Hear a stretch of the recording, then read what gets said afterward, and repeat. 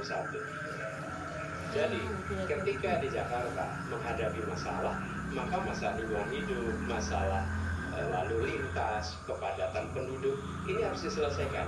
Ditinggalkan tidak kemudian membuat otomatis selesai. Justru ini yang harus dibereskan. Kalau kami melihat, begitu kita bicara lalu lintas, kontribusi aparat sipil negara di dalam kemacetan itu hanya 4-7%. Jadi nggak akan mengurangi kemacetan di sini. Yang kedua, soal lingkungan hidup. Kalau yang pindah itu pemerintah, bisnis, keluarga masih tetap di sini, masih tetap ada masalah. Karena itu kami berpandangan, masalah yang di Jakarta harus diselesaikan dengan transportasi umum yang dibangun. Kemudian yang kedua, menambah taman yang dibangun, transportasi umum berbasis elektrik.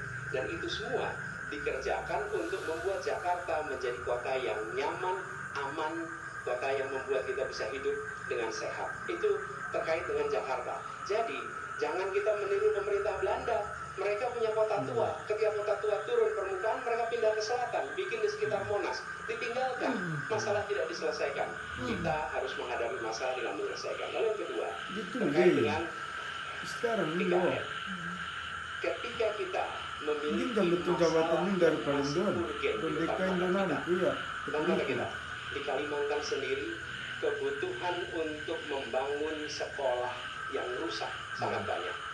Membangun kereta api atau jalur tol antar kota di Kalimantan itu urgen.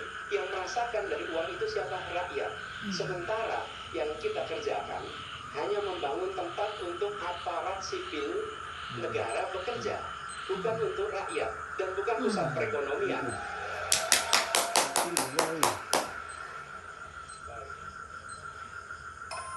Ya, waktu udah habis dan kami persilakan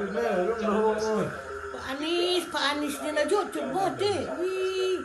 Hitungan di pemerintah lo nang gerak. Pemerintah. Iya. Boleh saya simpulkan kalau begitu, Mas Anies dalam posisi yang oposisi terhadap beberapa kebijakan termasuk IKN, menolak IKN dilanjutkan. Terima kasih.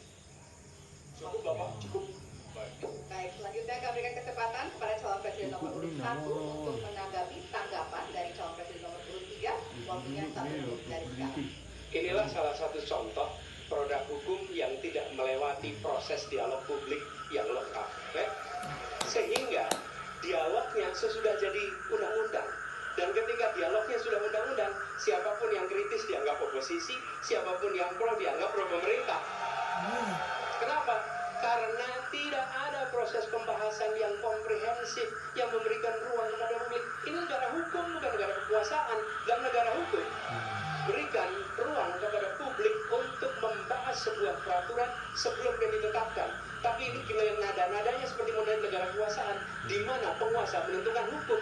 Dan kemudian dari situ kita berdebat pro kon. Kami melihat ada kebutuhan-kebutuhan urgen yang dibangun untuk rakyat. Kalau hari ini kita belum bisa menyiapkan pupuk lengkap, tapi pada saat yang sama kita membangun sebuah istana untuk presiden, di mana rasa keadilan kita? Oke?